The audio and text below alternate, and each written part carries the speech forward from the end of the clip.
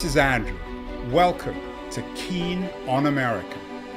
On July 4th, 2026, America will be 250 years old. An anniversary that will, no doubt, be greeted with a mixture of celebration, contemplation, and resignation. In Keen on America, we talk to prominent US citizens, not just about their country's past and present, but also about its future. What, I ask my American guests, will be the 21st century fate of their now venerable republic?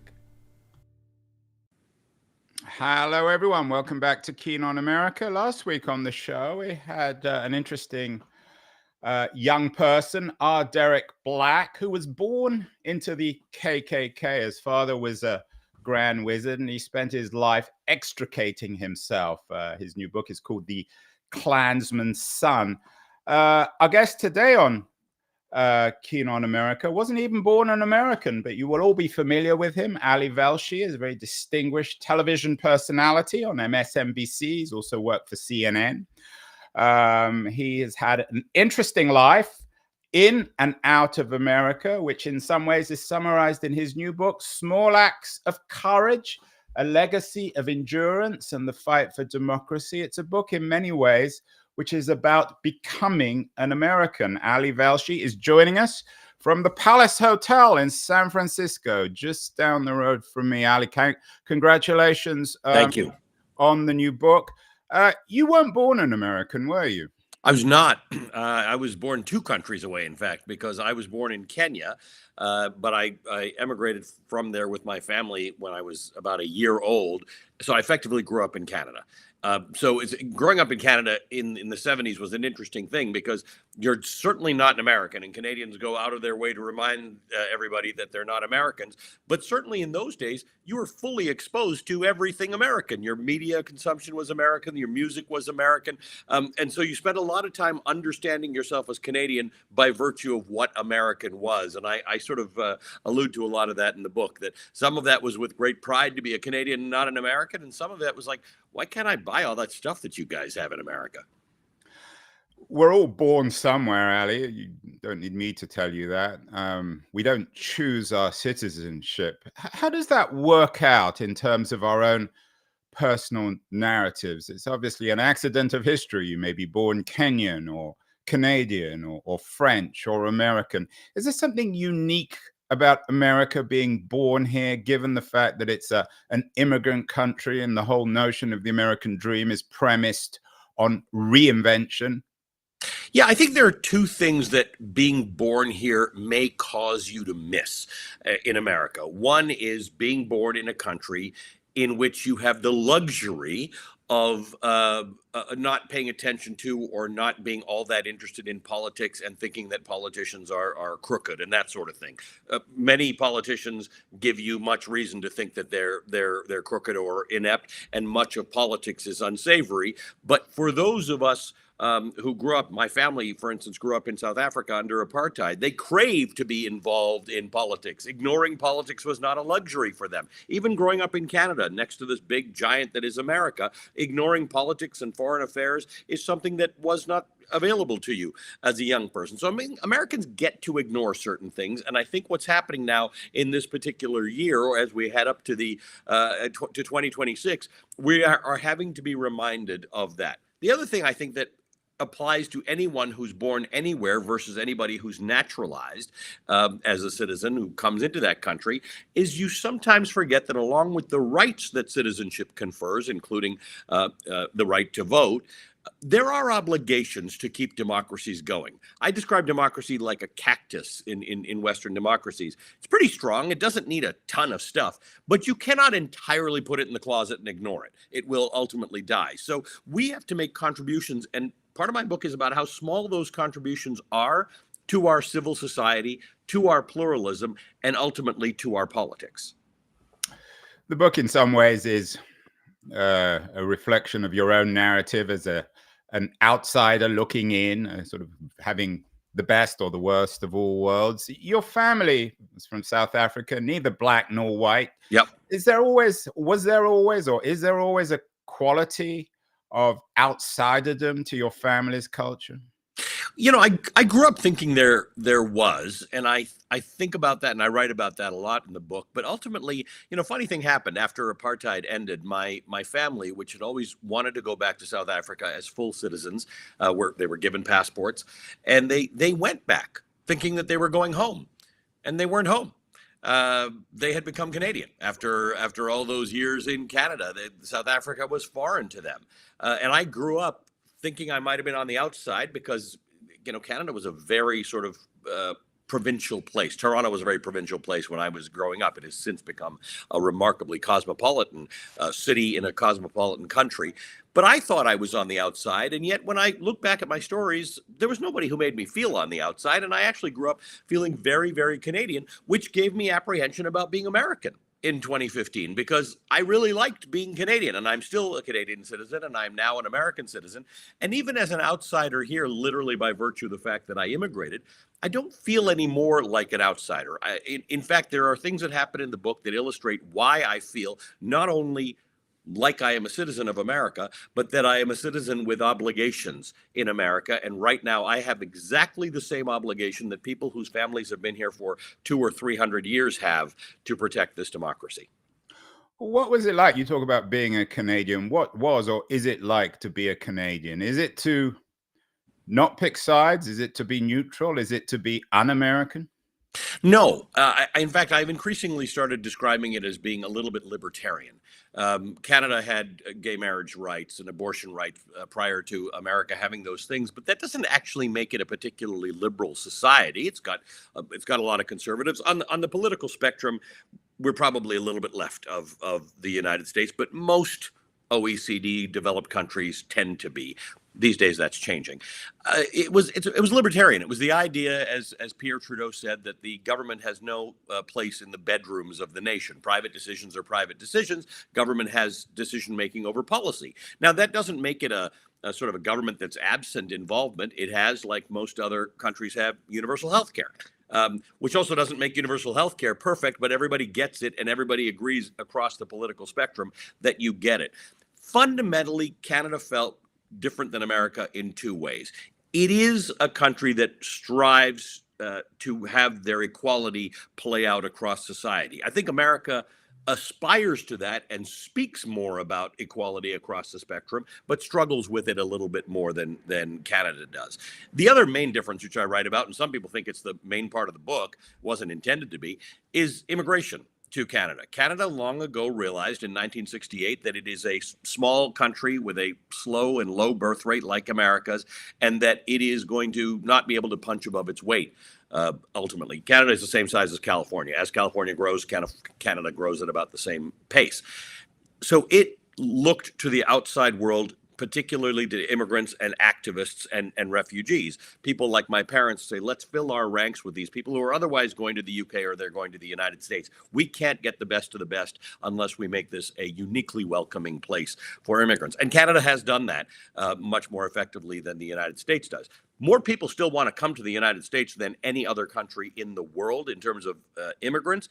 But America's starting to get a bit of a reputation around the world as a place that maybe doesn't like immigrants so much. Oh, that's news. Yeah, I hadn't heard that one before. I'm joking, of course. Canada has made itself a welcoming place, but the narrative of the book and the narrative of your life, certainly the last 20 or 25 years, is of you leaving Canada. Why did you leave? When did it happen? And what's the narrative? What a moment. I was enjoying myself. It was in 2001. I was really enjoying myself and my life and my job and my career and my friends in Toronto. And then the call came. And when you're a journalist in Canada, certainly in those days, when the call came, you generally had to say yes, the call meaning the call from an American major journalistic organization. And it is something I thought about as a young man. I was never motivated to actually leave Canada or go to the United States, but it's in the back of your head all the time that, that's making it big. So when the call came, I went. And I did it I kept one foot at home. It was always a let me go down there for a few years and I'll go back to Canada. And that never ends for me. I go back to Toronto to be with my parents a few times a year, and I always think to myself, wow, life would have been good if I had stayed here. And who knows what happens after the next election? It might might be a necessity for me. But I left with a heavy heart. Canada is a very, very big part of my heart and soul, and the book feels like an ode to Canada in many ways. But what I've become comfortable with is that in no way diminishes how American I am, nor does it diminish the responsibilities I have to keep America safe as a place that thrives and continues to have democracy. And I feel a level of that obligation to Canada. And I look with great interest on the other places that I've lived, particularly Kenya, where I was born, which continues to struggle, South Africa, which really continues to struggle with democracy, and India, where my ancestry is from, which is on its way to giving its democracy up, the world's largest democracy. I mean, it is slowly eroding democracy in the midst of elections right now. So I feel like I'm a citizen of the world, Andrew. Before that was a bad thing to say. Now, if you call yourself a global citizen, people make fun of you and think you're something else. But I do think that way about myself. How many passports do you have? 5. 5? 5, yeah. I don't think you should tell anybody that. 5? Let's not. Yeah. I was gonna say, let's, we'll just keep that between us. No one watches this show anyway. 5. I mean, well, hopefully nobody from the people who handle passports. So you've obviously got a U.S., a Canadian, Kenyan, South African. This was given to us upon the end of apartheid because my family had been activists whose passports had been taken away. So that was a here we're so now it's sort of like a souvenir passport, right? It's a real passport, but it was meant for that. India is a little bit of a cheat. It's not a real passport. It's something that India developed because it has such a Byzantine visa system. It's called an overseas citizenship of India. So it looks like a passport. It doesn't afford you all the rights of being Indian, including voting. But it allows you entry and exit from India with no trouble. You go in as if you have a passport. So 4.5. Let's call it 4.5. I hope you don't have 5 wives, Ali, do you? No, just one. Just one. And 5 children.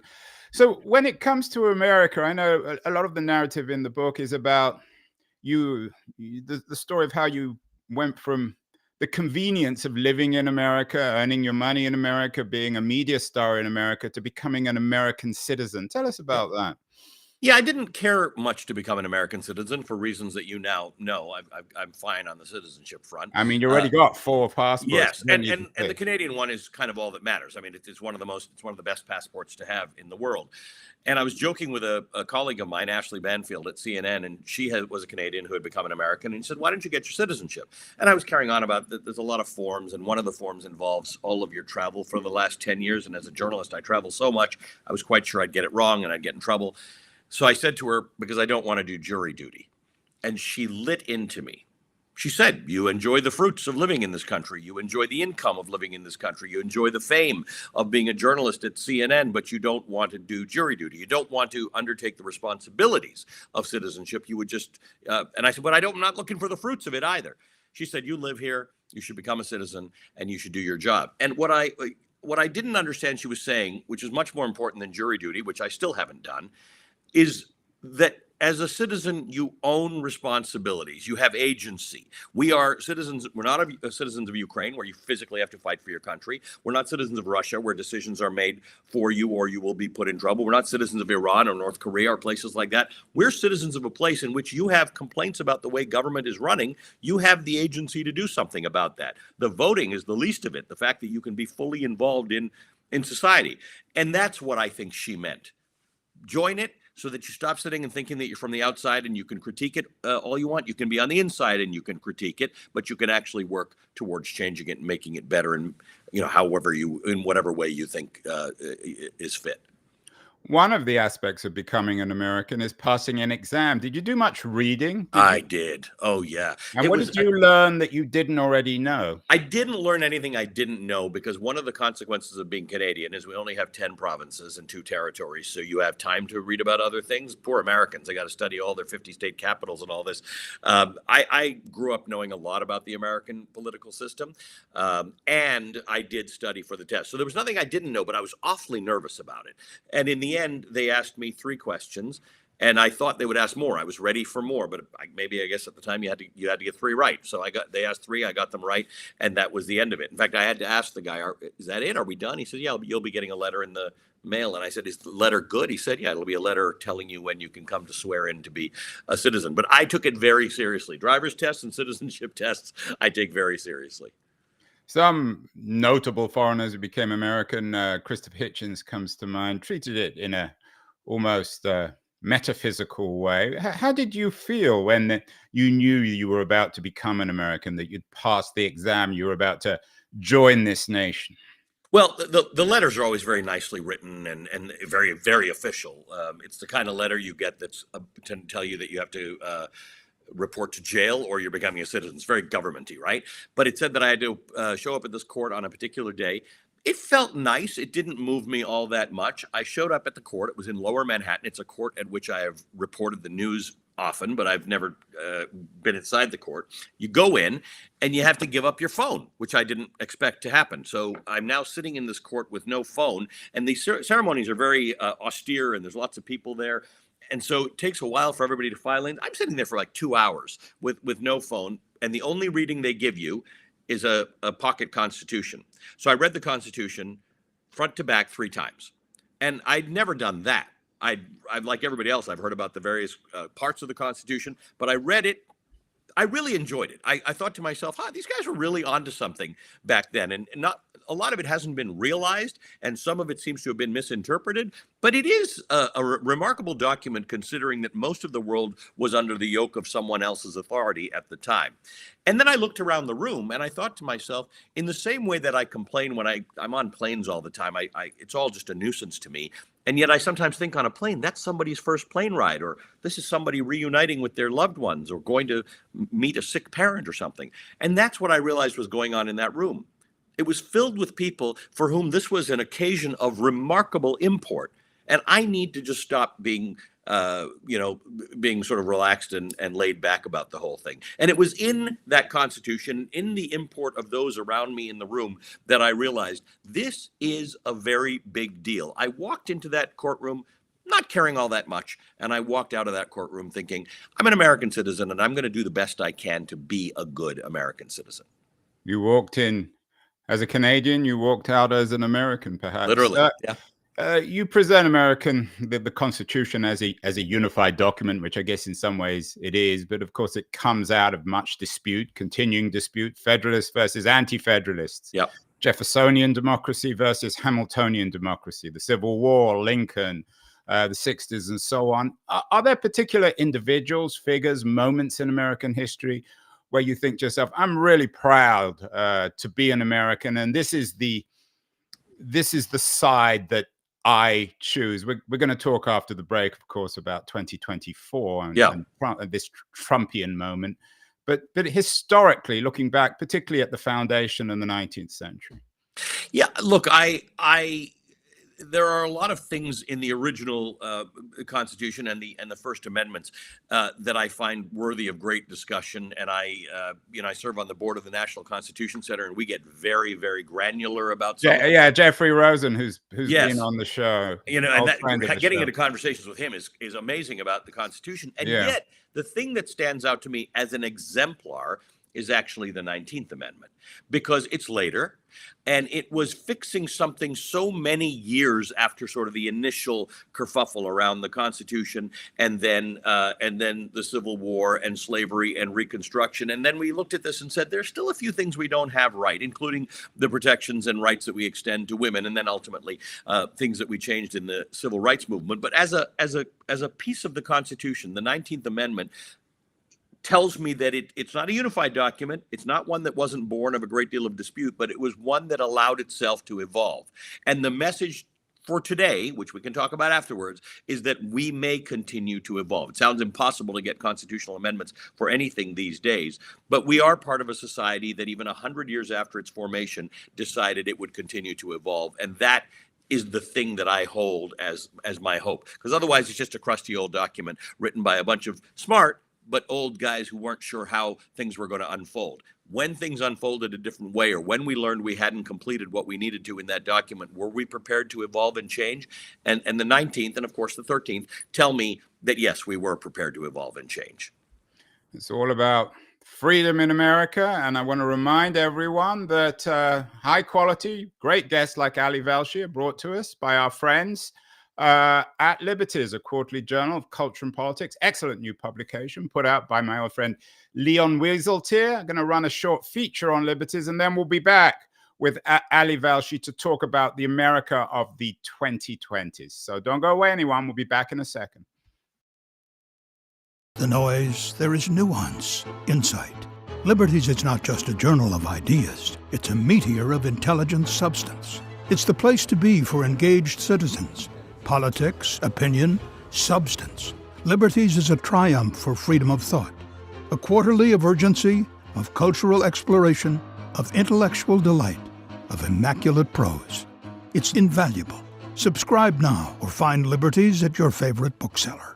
And you can subscribe to Liberties at libertiesjournal.com. We're speaking with Ali Velshi, very distinguished American journalist. We've all seen him on our televisions, and now he's on Keen on America.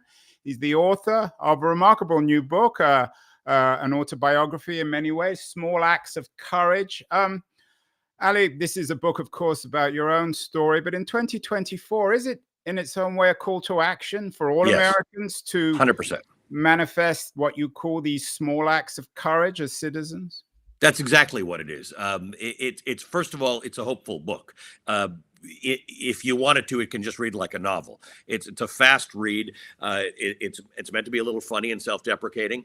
But what it's meant to say is that a lot of the change makers in the world, the biggest of them, did not start out saying, these are all the things that are wrong that I need to change. And even if you look at somebody like Martin Luther King or Mahatma Gandhi, who figures into my book, or Nelson Mandela, often they were fighting small injustices, small matters that they could take on. Gandhi would take one particular statute to court and get some sort of victory. And we still see that today. But it's people who engage in small ways, who then meet with success, gain confidence, and engage in larger ways and ultimately lead major movements. Or there are people who do things in their own communities. In a world that feels so overwhelming as ours does right now, it can feel like you have no potency, except you do. You not only can you vote, you can attend your school board meetings. You can go where they ban books and work against that, as many people in this country have. You can make sure you have a library card. You can encourage your librarians. You can have meaningful discussions with your neighbors who don't share your views about politics, about immigration, about healthcare, about all sorts of things. We need to think about society as pluralistic. I think we need to sort of do away with this concept of tolerating other people, because that feels like there's something wrong with them and you need to be tolerating them. We need to really appreciate the freedom of being able to live amongst people who have ideas that are different from our own, but we share the idea of this country. And I think that there is much that we can do. And if you start doing some of these small things, first of all, it adds up to a lot of things. And second of all, you start to feel better about your control and your agency over how things unfold. Because right now, the sense I get from a lot of my viewers is that they feel like it's out of control. Bad things could be upon us, and they're not sure what they can do about it. And my response is, in addition to voting, there's lots of things you can do to protect society. They don't have to feel big. They don't even have to be big. If everybody does something small, we'll be fine. And if everybody does a lot of small things, you end up having done a lot of big things. But what happens when those small things are different or even in conflict? You have something on your show about a banned book club where you're in defense of allowing anyone to read anything. But there are people in America, early, again, you don't need me to tell you this, in Florida and Texas, elsewhere, who believe that they have a moral responsibility as Americans not to allow their kids to read certain books. Are these people American in your mind? What's going on here? So the funny thing is, I agree with their right that they have a moral responsibility to determine what their kids are reading. That's never been my beef. My beef is, do not hand that responsibility to the state. I love public schools and I love libraries, literally. But they are instruments of the state. They should not be empowered with the right to determine what you and your children read. So I actually I would agree with most of these people. All of these books that I focus on, they're not all Pulitzer Prize winners. Some of them are really good. Some are books I would never touch. They're not a genre I'd be interested in. But that's up to me.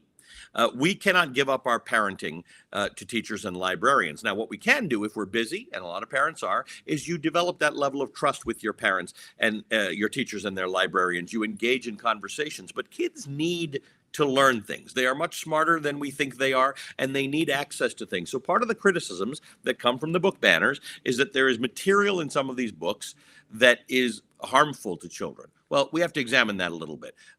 Some of it is that my kid will want to be gay or trans. Most gay or trans kids will tell you they've been reading straight binary books all their lives, and it didn't affect them that way. But let's put that aside. Some of it is that it's crude. We speak in crude ways. Some of it is that they talk about sexual assault or rape or same-sex relationships at a young age. But that's when kids experience them. We may not want that to be the case, but sometimes at the age of 12 or 13 or 14, your kid is going through something like that, and the ability to read about it in a book connects them with humanity and says, I'm not alone. The number of emails and letters I have seen written by students to authors to say, I was preparing to take my own life, and I decided not to because I saw myself reflected in your book. So I don't disagree with people who say that you should curate and have some input into what your family is reading. My argument is, in fact, in favor of that. You should curate and have all the power over what it is your family is reading. Are you cherry picking, though, Ali, the role of the state, intrusive or otherwise, in our lives? I'm guessing you probably think differently about gun rights or abortion. I don't actually. I'm pretty libertarian across the board about these things. I would like government to figure out a way to not spend 3 times as much money on healthcare as America does compared to other developed countries. There are 58 or 60 versions of universal health care around the world. I know the Canadian one, which is a single payer system, but they're all different and they might work differently. We just have the one that is the least economically efficient. So I would like government to use its role and its scope to make it more efficient. I'm not cherry picking about involvement.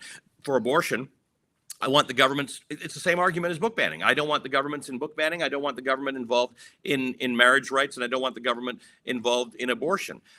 Clearly, thinking humans have to say there are things that governments can do because we cannot do them as effectively on our own, like installing traffic lights and building bridges and things like that. But my general view of things is substantially more small L liberal and libertarian. That in America, our government is far too involved. Let's talk about gun rights specifically. We've confused the right to have a gun with the right to be protected from the damage that somebody who uses that gun offensively does. We've crossed over that line, right? Kids die from gun wounds more than they die from anything else. So I'm not an absolutist about it. I happen to be a gun owner, by the way. I'm not an absolutist about it. I just think that we need to be more sophisticated, and the NRA and other lobbies have prevented us from having a sophisticated conversation about what common sense gun laws look like. I'm not an eradicationist when it comes to the Second Amendment. I think most people who talk to me will say, I think we could probably find common ground on any of these complex issues. Ali, recently you had an old friend of our show, Anne Applebaum, on. She has a new book out about how, in her view at least, Republicans are fueling Russia and China's global effort to undermine democracy. What's your reading of America in 2024? Has the Cold War been reignited in a particularly chilling way? Has the Manchurian Candidate taken over one of the two dominant parties in this country? Absolutely. I mean, it's just a given. I follow all the things that are going on in the world, and I think about a few things that look at all the people who want Donald Trump to win. They are, in some cases, people who have encouraged a lack of democracy in their own countries. I look at Viktor Orban. Vladimir Putin is making certain advances in Russia in the war with Ukraine, but really he just has to make it till November, because if American support for the Ukraine war collapses, it is the leading force in having all of NATO and 30 plus countries involved in that. Climate change will, there are people who are dissatisfied with Joe Biden's activity on climate change, but Donald Trump has actually promised not just to reverse all that stuff, but in exchange for $1 billion reportedly from the oil industry. And this business, the stuff that Marjorie Taylor Greene says on the House floor, the parroting of the idea that we shouldn't be protecting Ukraine because it's a corrupt little country. There are two arguments there. Ukraine has suffered from corruption. There's absolutely no question. about that. But these do seem to be echoes of things that Russia and to some degree China would like us saying.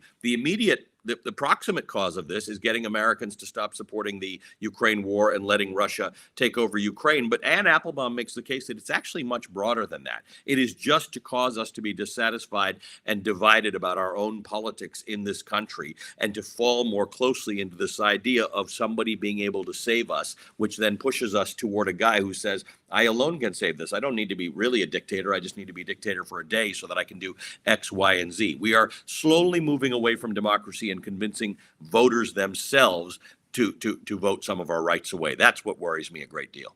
And we won't mention who that person is. I think some people can probably guess.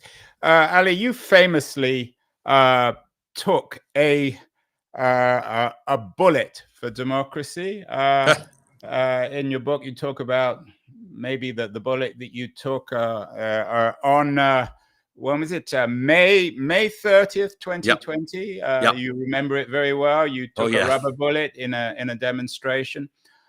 So you know what it means to give a small act of courage. If Trump is elected in November, in your view, and he does what he claiming he will do, and perhaps shut democracy down, isn't this going to require more than just small acts of courage? Are you calling for civil resistance if indeed Trump wins and he begins to shut down or try to shut down democracy in America? Well, the nice part is that the Heritage Foundation has put out a lovely document, an 800-page plus document called Project 2025, which is what they will do if Donald Trump gets elected. And I think the message to take away from this is this will be a much more organized effort than the seeming clown car that was the last administration and the efforts to overturn the election after that. I think small acts of courage embolden us, right? They strengthen us. The point of small acts of courage is not, the book is not meant to say, don't ever do anything but small acts of courage. Depending on what happens in November, those small acts of courage hopefully will have caused us to have confidence in our abilities to do certain things and then do whatever else has to happen. My history and my personal history in the book is full of examples of protest in my own family, things that took place in my own family that led to arrests and having the government turn on you. Those are bigger acts of courage. And we all have those within us too. My main point is go from scared and overwhelmed into capable of doing something. Once you've crossed that line from scared and overwhelmed into undertaking small acts of courage, you don't have to cross another line to get from small to medium to big acts of courage. You're on this side of the line. You're on the line that says you have obligations to perform in defense of your democracy. Now perform them. So that's my point, that if you can get over this line to say that I'm not a victim of my society, I am a participant in it. I'm not watching the game, I'm in the arena. Once you're in the arena, going farther beyond that is not going to be much of a problem. It's calling for agency. I know in your banned book show, you talk about Orwell's 1984, which of course some people see as a call for agency, although Orwell himself was more ambivalent. He had a famous essay, Inside the Whale, suggesting perhaps we're not all suited to be political heroes. Ali, if Trump is elected in November 2024, in a few months, and legitimately, and everyone accepts that, and he begins to shut down some aspects of American democracy, ban books and so on and so forth, doesn't that reflect the will of the American people? If you're calling for small acts of courage, aren't you calling for a resistance against democracy? Well, you outline an interesting issue, and that is that, Donald Trump, I don't know that he believes he's going to win, and I don't even know that he needs to win. He needs to get close enough to win. But let's say for some reason there was a resounding Trump victory. It was clear. He wins the majority of the Electoral College votes, which would be the minimum needed for him to win. And maybe it was even a popular vote change. Look, then we got a different set of problems, right? Then you've got Turkey, you've got Hungary, you've got India. You have places like this where people have made the Philippines, people have made a decision to go out there and accept what this person is offering. That's trickier. Here's my problem. 80 million people voted for Joe Biden last time, 72 million, whatever it was, voted for Donald Trump. 100 million people didn't vote. 100 million people in this country didn't vote. So I would like first that we would all at least have our voice heard so that your question can be more clearly answered, to say it is clearly the will of this country to go in a particular direction. Then we have a different discussion to have, and I hope we will have it. We will say, okay, in this new vision that some Americans have chosen, in which they've chosen Donald Trump, what are the rights that we should fight to have preserved? What are the rights that the Constitution affords us? What are the rights that we want? Part of the problem with Project 2025 is what it outlines is giving more executive authority to Donald Trump if he is the president of the United States. Now, this has been going on for a long time. Everybody wants this. Barack Obama wanted more presidential authority. George W. Bush wanted more presidential authority. And what tends to happen, Andrew, is that people support more presidential authority if it's going to the person who you like. And what you forget is that over time, you erode democracy, because our democracy is based on a fairly sophisticated balance between the three branches of government. Congress doesn't have a lot of people don't have a lot of confidence in Congress right now. People are having declining confidence in the judiciary right now. So this is not a moment. It's a good moment for the executive to claim more authority, but it's a bad idea. And so that's the kind of thing. The small acts of courage may change if there is a decisive and honest victory for Donald Trump in November. That's an interesting question. What rights do you fight for when society has determined it wants to go in a particular direction? But I give you the UK as an example, right? In Brexit, it was a popular decision to go in a particular direction that has had reverberations for some years that the UK is still dealing with. That doesn't make it good or bad. It just means that there's more work to be done after society makes that kind of determination. Two final questions, Eliana. You got to run. Let's say we Americans, or America, vaults over this next crisis of democracy, and in 2026, the whole thing hasn't been shut down. In 2026, of course, America will be celebrating its 250th anniversary. Will you be celebrating?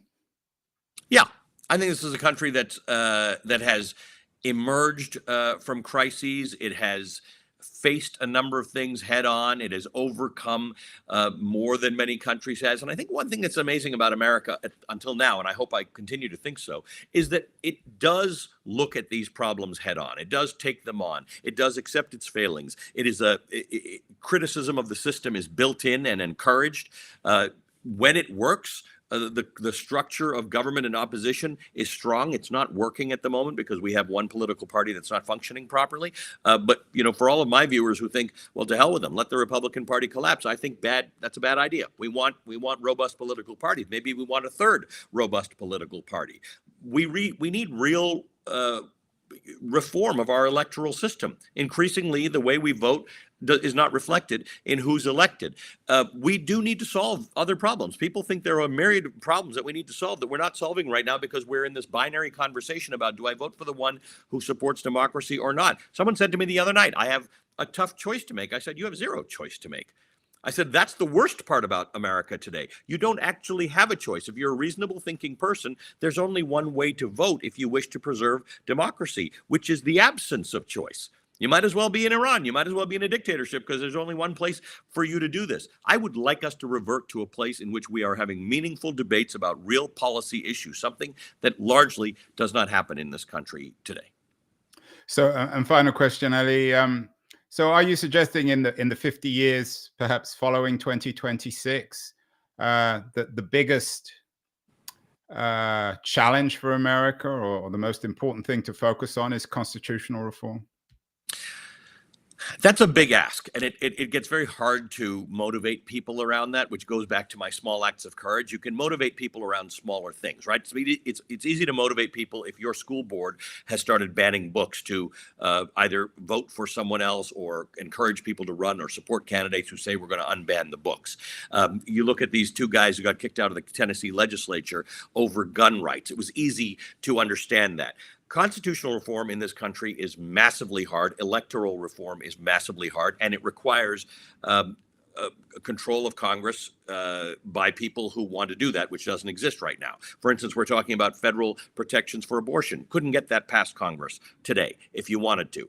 So, and we've got issues with our judiciary, which really need to be examined within the construct of it not seeming highly partisan. So I almost think like constitutional reform is something that's two steps away. We need to rebuild trust in our pluralistic society and in our institutions, which might take 10 or 15 years to do.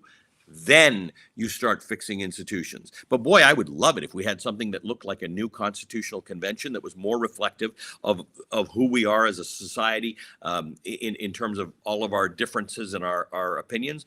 I don't think that's the immediate call that I would make. It'll probably be